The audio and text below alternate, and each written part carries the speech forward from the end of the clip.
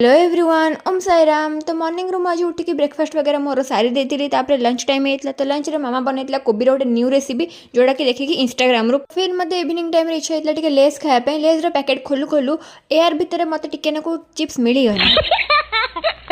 तापर मो ब्लॉग वगैरह किसी बनई नी तो डायरेक्ट जाकि राति ही ब्लॉग वगैरह शूट कली तो मत आज इच्छा है मैगी खायापी सेमती मैगी नुह मत इच्छा है भेजिटेबल मैगी खायापी से जहाँ सब परिवा वगैरह आनबार आणिकी मैगी कली मो कम तो फास्ट मटर थिला तो मटर को भलसे छड़े रखी